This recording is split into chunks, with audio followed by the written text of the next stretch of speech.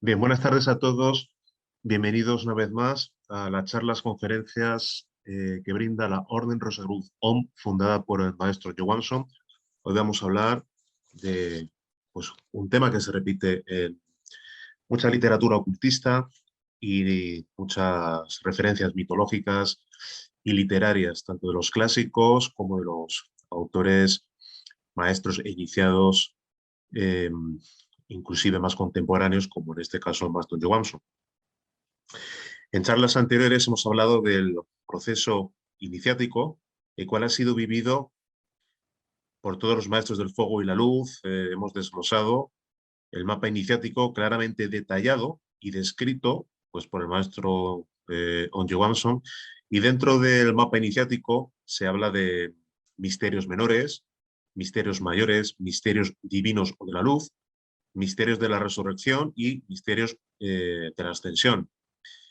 Ese proceso, repetimos, no es nuevo, es muy antiguo, y en la mitología se describen pues, algunas partes del proceso, y una de esas constantes en la mitología y otros textos es justamente la bajada a los abismos o a las infradimensiones del planeta Tierra, a los distintos estratos subterrestres. El clásico que describe esos círculos dantescos, como muchos de los amigos conocen, habrán leído o habrán escuchado, oído alguna referencia, es la obra de Dante Alighieri, La Divina Comedia.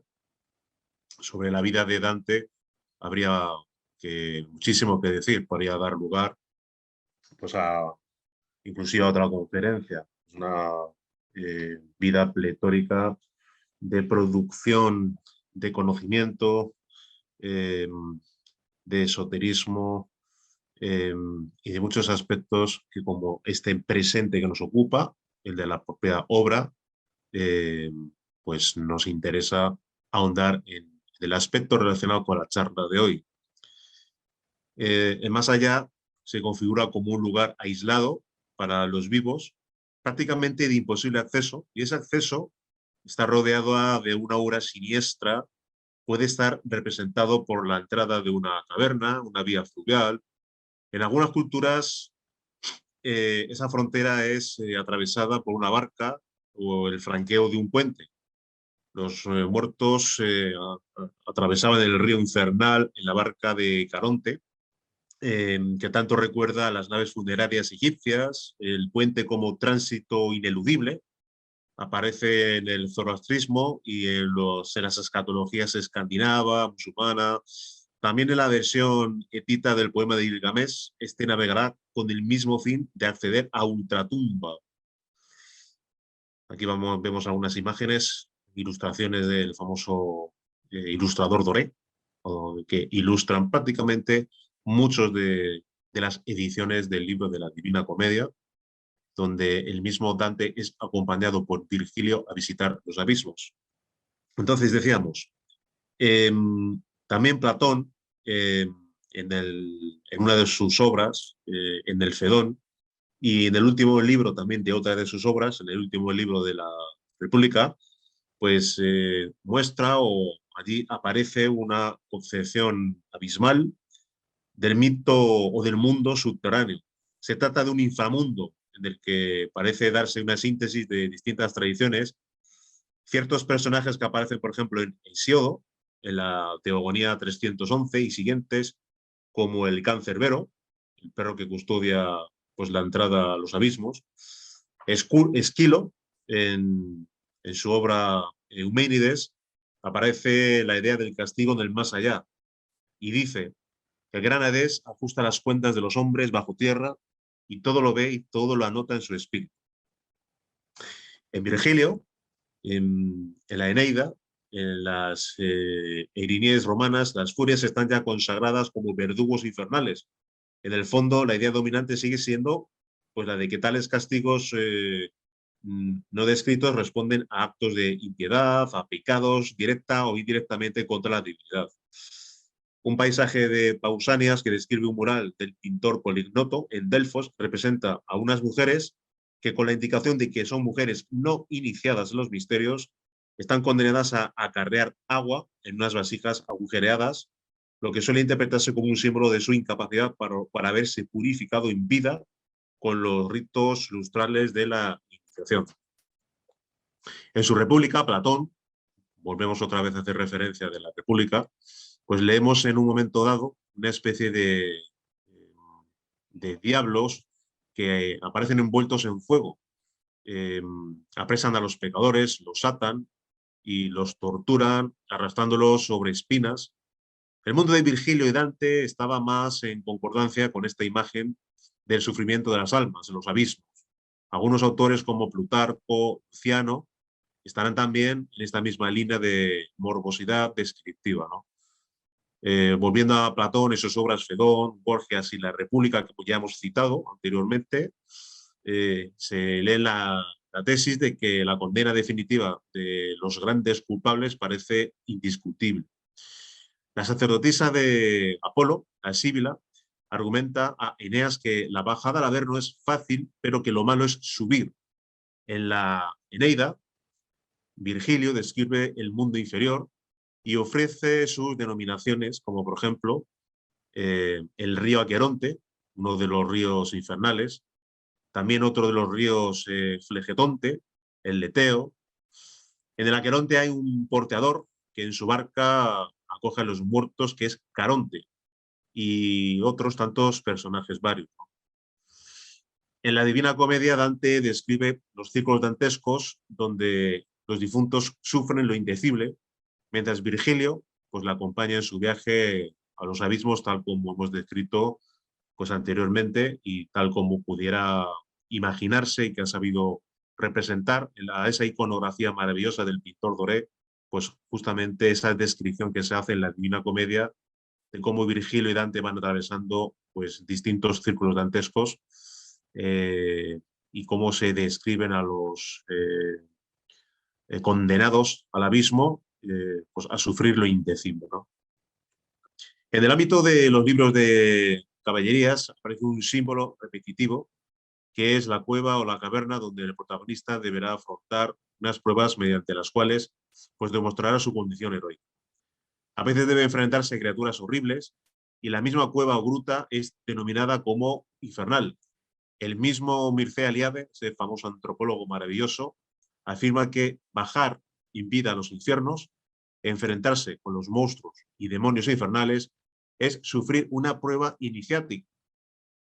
Y como no podía ser de otra manera, hemos de mencionar a aquellos héroes solares pues, que tuvieron su propio descenso a los infiernos, como Jesús el Cristo, o Hércules, Orfeo en busca de Eurídice, Teseo en busca de Perséfone, Ulises, tras la guerra de Troya, emprende el regreso a Ítaca, pero durante el viaje desciende al inframundo, Eneas, etc. En el camino de la iniciación Rosacruz, en el llamado sendero probatorio, o misterios menores, que son 9, se produce un descenso a las esferas infernales, tal como vemos en pantalla. El maestro Johansson afirma que para subir, primero hay que bajar. Es una vieja máxima hermética que seguramente los amigos han leído en distintos textos una y otra vez. Para subir hay que bajar, para bajar hay que subir. Es una de las reglas relacionadas con el sendero iniciático. Quienes no son capaces de descender hasta los más profundos abismos de la Tierra no están preparados para recibir las iniciaciones del sendero de prueba. Las profundidades de nuestro cuerpo planetario llamado Tierra se hallan divididas en 9 estratos. Con cada iniciación de misterios menores, el discípulo penetra en un estrato inferior.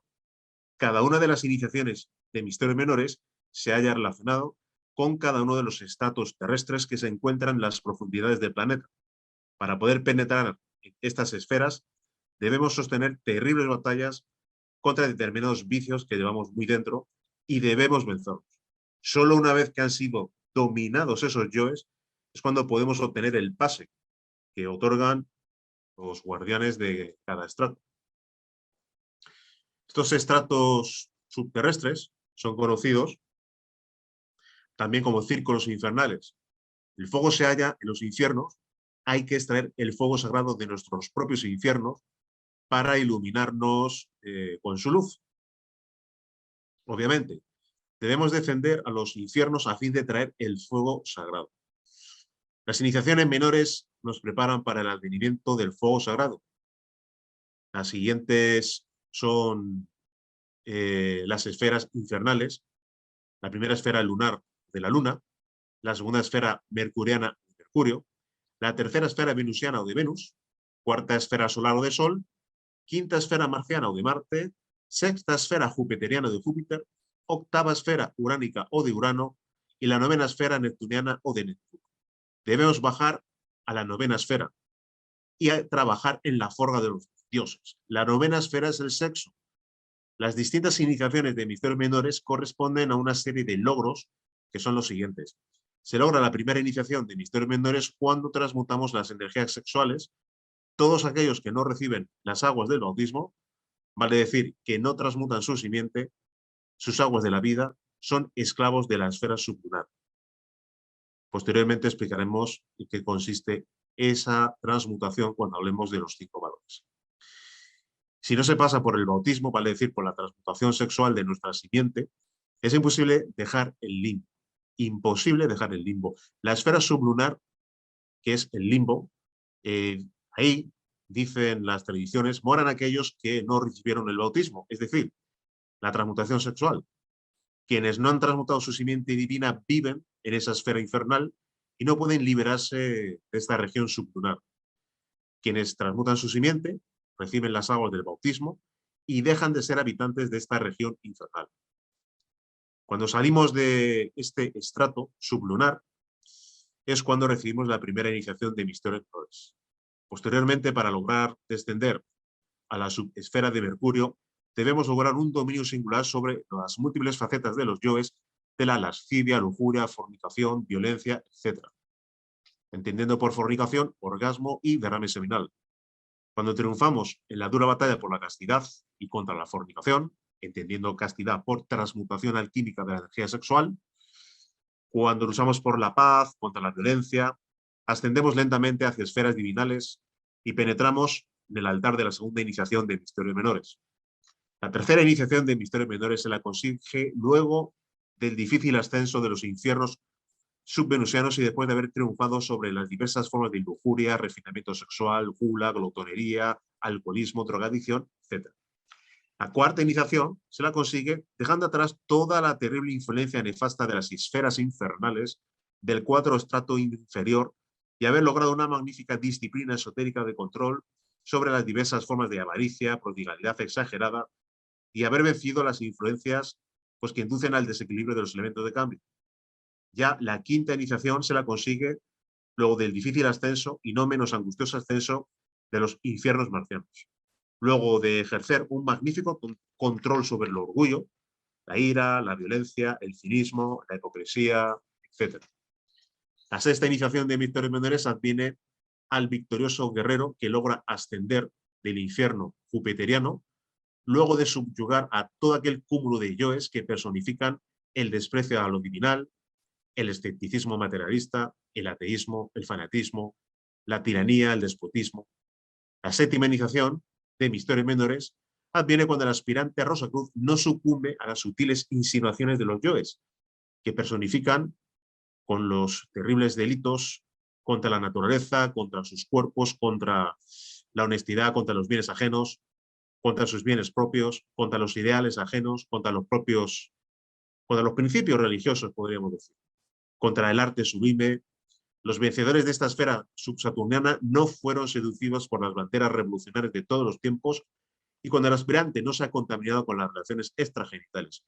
Cuando la esencia se impone contra el maituna negro, se obtiene una solemne victoria contra toda la nefasta influencia suburánica, que induce al ego a prácticas eminentemente negativas y se obtiene la octava iniciación de misterios menores.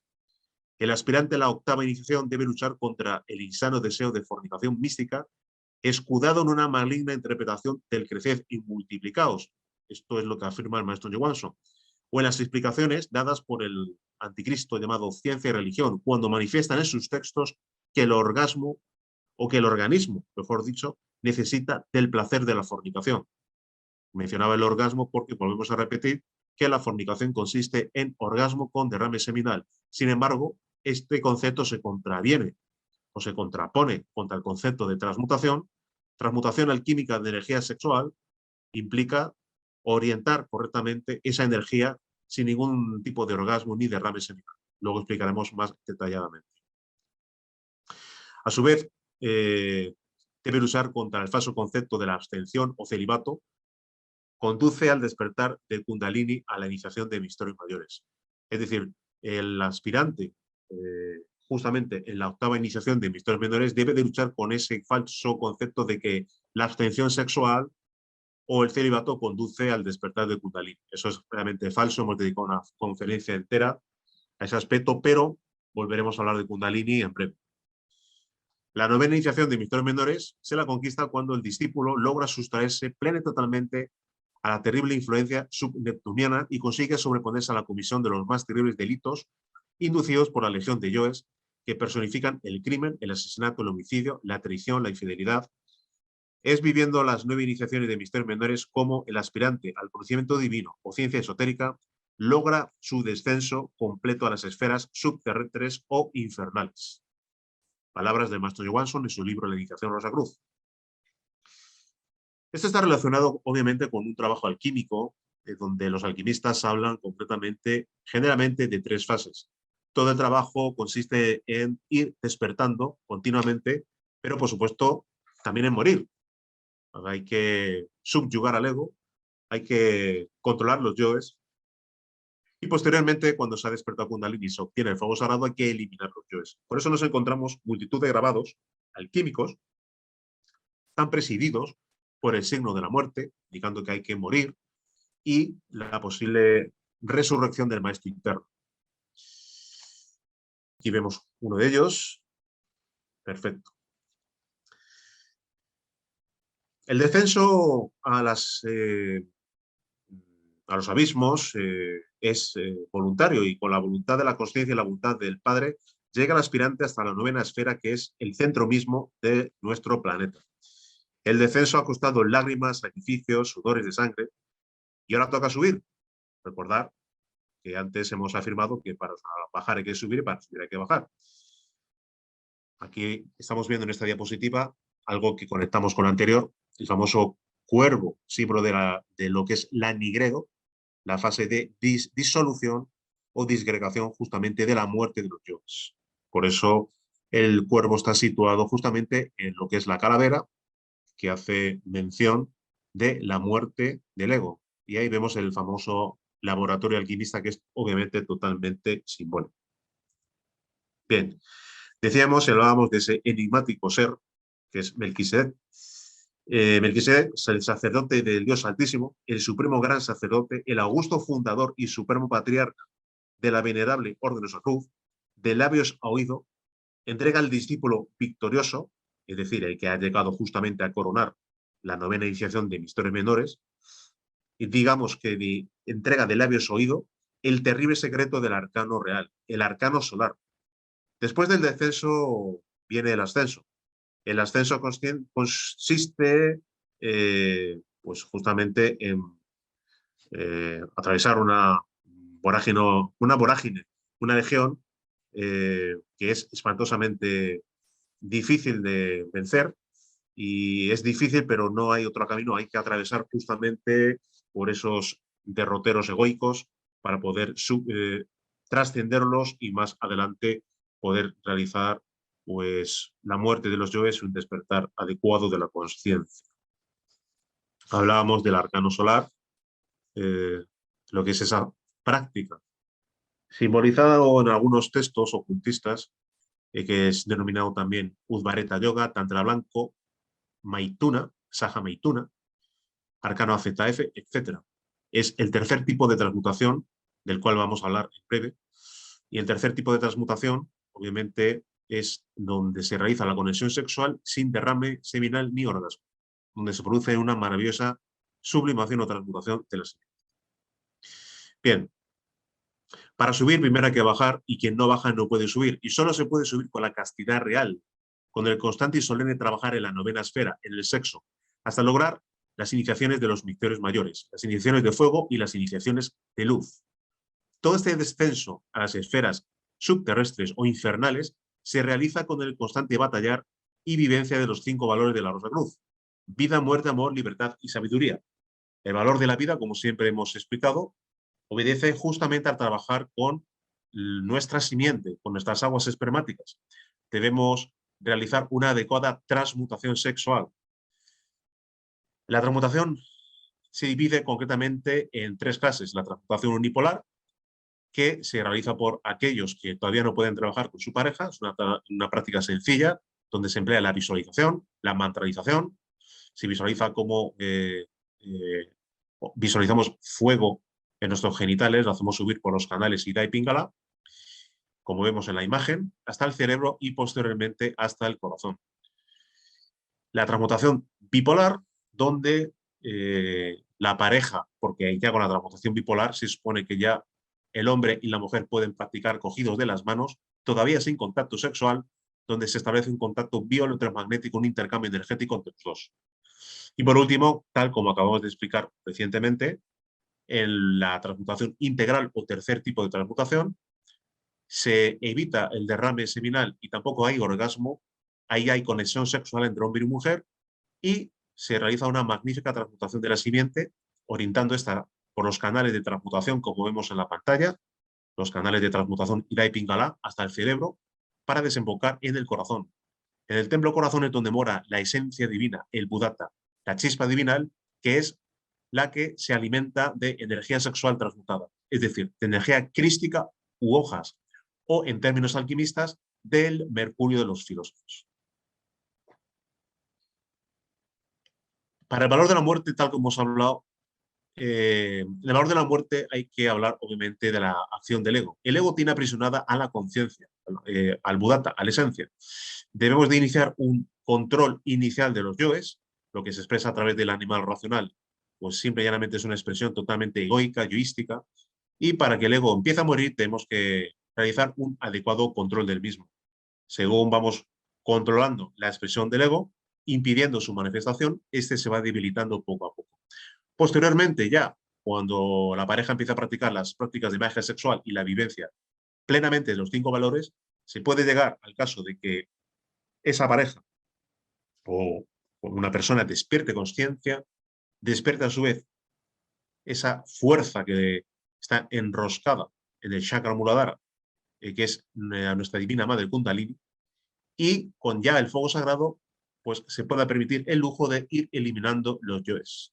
Y cada vez que se elimina uno de los yoes, pues queda liberada una pequeña porción de conciencia que pasa a engrosar la mínima expresión de conciencia despierta para ir despertando más y más. Bien, hay un aspecto interesante y es justamente cuando en el sendero iniciático se habla de los 40 días del abismo.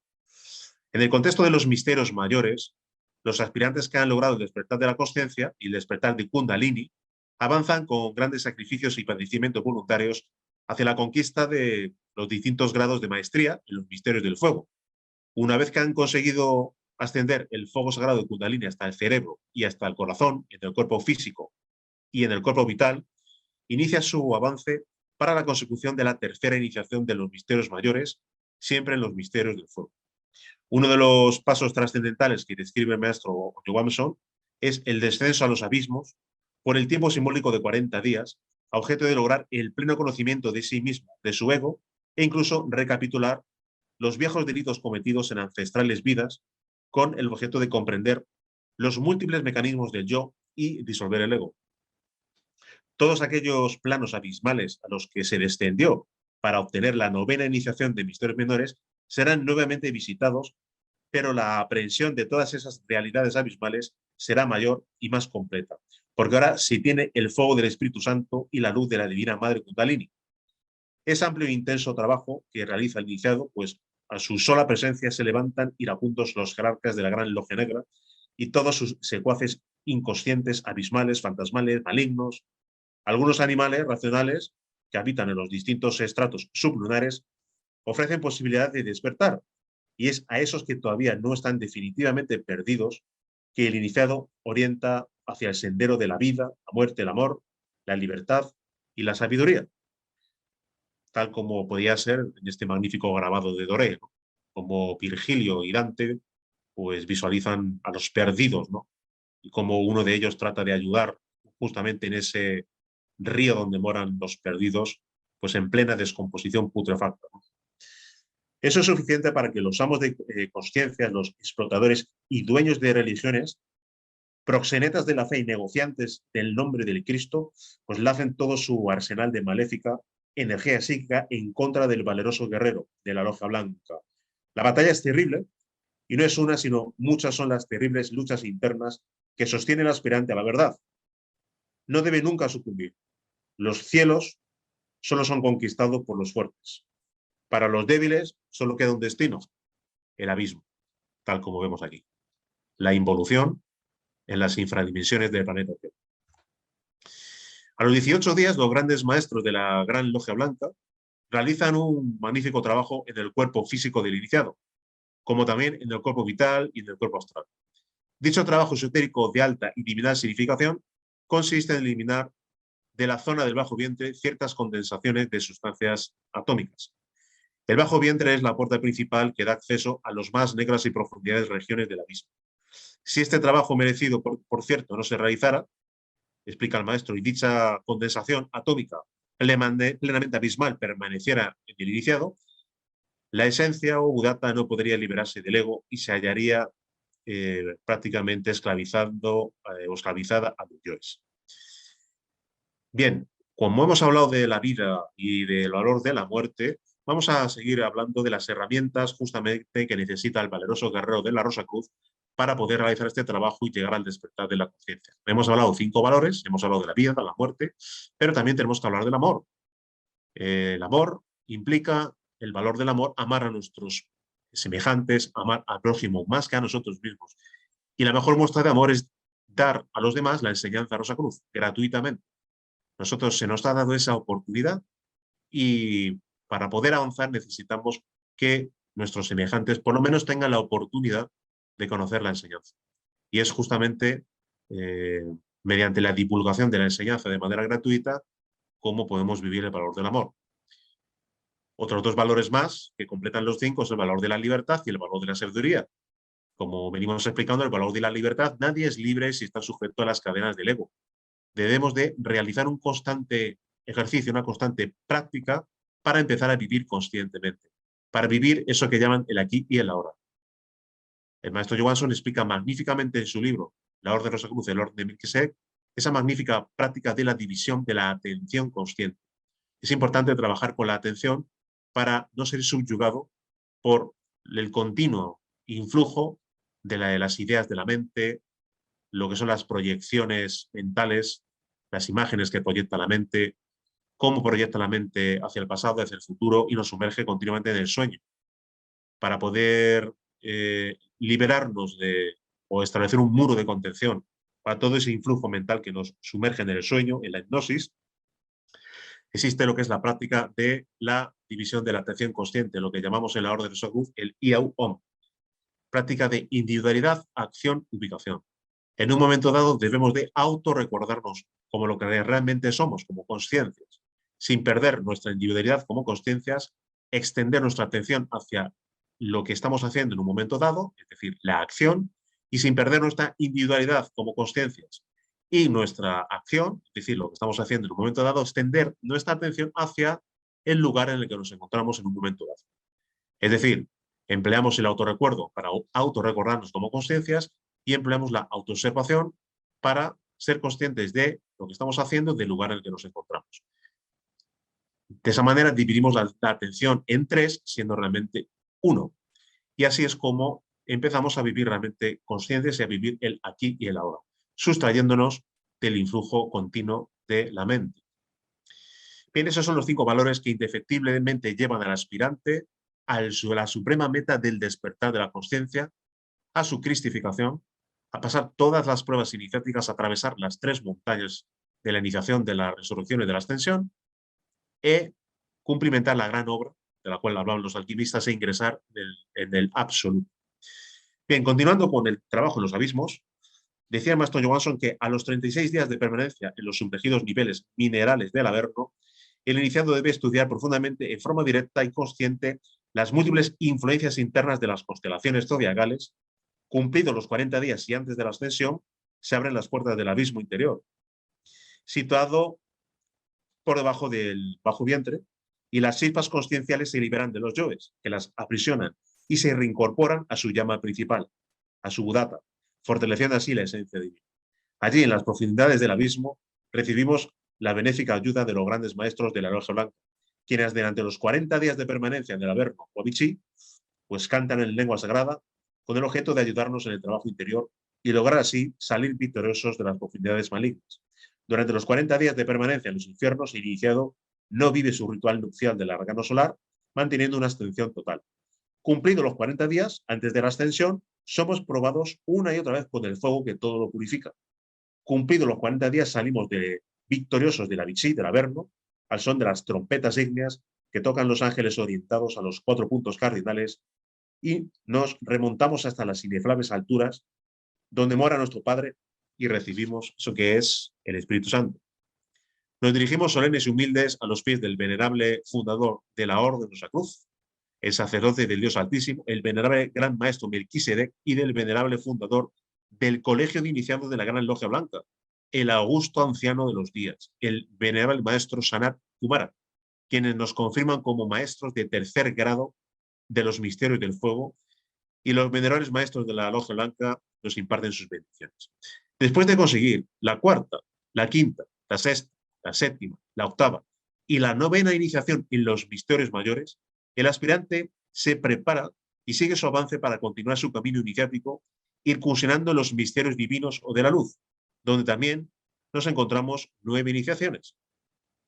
Kundalini, en su aspecto positivo, es dual.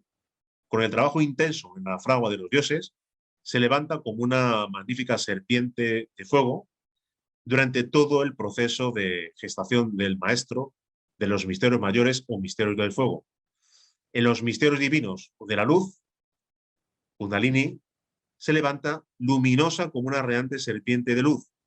Kundalini se levanta como virgen de fuego durante las iniciaciones de fuego y como virgen de luz durante las iniciaciones de luz.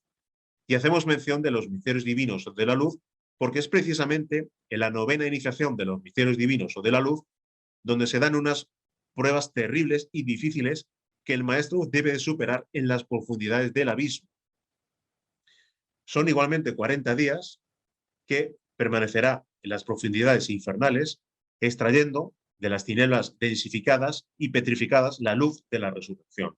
La resurrección del maestro en los niveles más exaltados de consciencia cósmica es siempre motivo de grande y santa alegría para los hermanos del templo y para los grandes maestros de la Logia Blanca, quienes asisten vestidos de fiesta, como no podía ser de otra manera, para la gran ceremonia de la iniciación novena en los misterios de la luz. Melquisedec y Sanat Kumara confieren este supremo grado, y el Padre, el Hijo, el Espíritu Santo, así como la Divina Madre, son uno en el nuevo Gran Maestro. El Maestro resucitado posee ahora maravillosos e insuperables poderes sobre la vida, la muerte, el amor y el cosmos. Es realmente, podríamos decir, un rey, señor del cosmos. En este nivel de consciencia, todos los maestros merecen el título de 2 veces nacidos, pues la Divina Madre Kundalini los ha parido como maestros del fuego y maestros de la luz. Si para hacerse merecedor de, al ascenso de la montaña de fuego, vale decir, para las 9 iniciaciones de misterios mayores, así como de la montaña de luz, tuvo el aspirante que bajar, descender a las diversas regiones subplanetarias de nuestro planeta Tierra, ahora para hacerse merecedor a escalar la montaña de la resurrección, debe iniciar el recorrido por los mundos infiernos o avernos de los 9 planetas y así cultivar, cosechar y saborear los frutos de los nuevos grados que conquista el maestro, que busca la perfección en la maestría. Ser maestro es algo grande, mas lograr la perfección en la maestría es ser un maestro perfecto, realmente es algo superior. La perfección no tiene límites, es una famosa frase del esoterismo. Los grandes maestros de fuego y la luz buscan constantemente la perfección en la maestría y lograda esta, siguen realizando en sí mismos la perfección de las perfecciones. Hablar sobre el trabajo relacionado con los mundos infiernos de los planetas será motivo de otra charla relacionada con los 12 trabajos de Hércules. Bien, una vez que hablamos de la montaña de la resurrección, donde se dan las 12 montañas de Hércules, nos estamos situando para que los amigos no se pierdan en lo que se llama la segunda montaña del sendero iniciático. Recordemos que son 3 montañas. Posteriormente, a las montañas de la resurrección y a los 12 trabajos de Hércules, pues viene pues, la última montaña, que es la montaña de la ascensión, donde serán fundamentalmente pues también una serie de pruebas que, culminadas estas, preparan al maestro para ingresar al sagrado solo absoluto y de ahí ingresar en la increada luz de lo absoluto. Pues bien, hasta aquí la charla de hoy, relacionada justamente con lo que es la bajada iniciática a los abismos.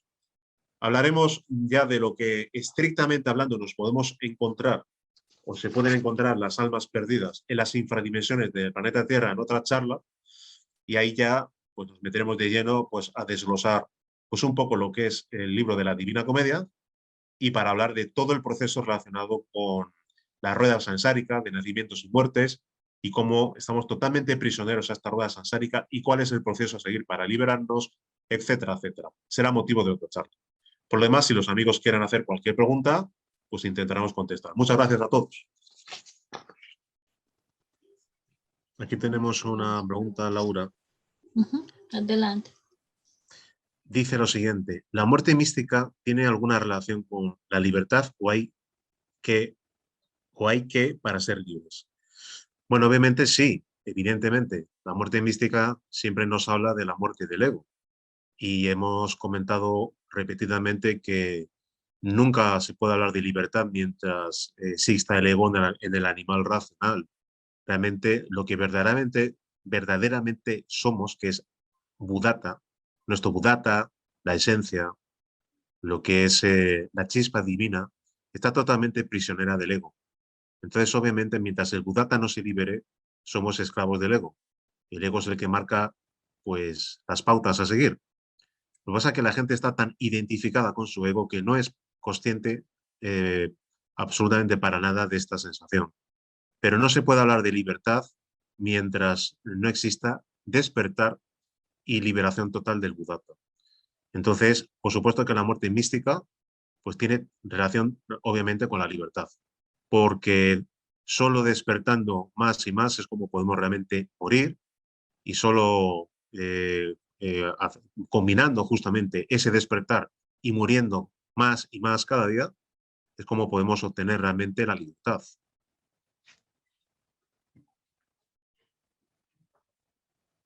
Bueno, aquí hay una pregunta bastante larga, ¿no, Laura? Sí, Rafael, si deseas, tú puedes dar lectura. A ver, dice, yo tengo una pregunta. Hay un videojuego que consiste en el descenso del inframundo, Dante's Inferno. Creía que los videojuegos enfermaban el cuerpo mental, pero en ese se trata el tema de la destrucción del ego de una forma terrenal. Si bien es algo extrema, la representación de los anillos descendentes te explica de manera visual todo esto, como en el libro de Dante Alighieri. ¿Está bien jugarlo como algo didáctico o es mejor evitarlos? Pues es una pregunta muy interesante, porque realmente yo ahí pues podría dar una opinión personal. Realmente todo lo que son videojuegos lo que hacen es adormecer más la conciencia. Pues es una pérdida de energía el hecho de volcar nuestra atención en los mismos. Entonces nos hace perder por un lado tiempo, energía, y nos hipnotiza más y más.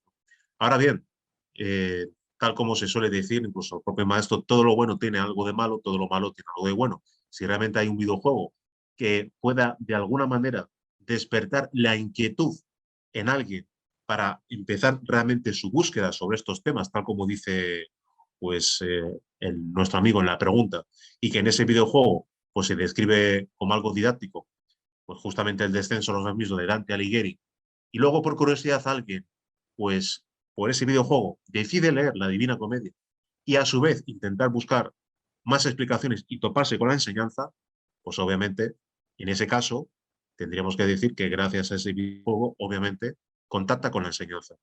Todo es relativo, dice el maestro Johansson, y es verdad.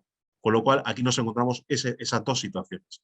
Desgraciadamente no es común que esto suceda, es lo último que hemos descrito, con lo cual, digamos que todo ese tipo de videojuegos lo que hace muchas veces son inculcar cuestiones de orden subliminal en lo que son las personas e, insisto, hacerles perder su tiempo.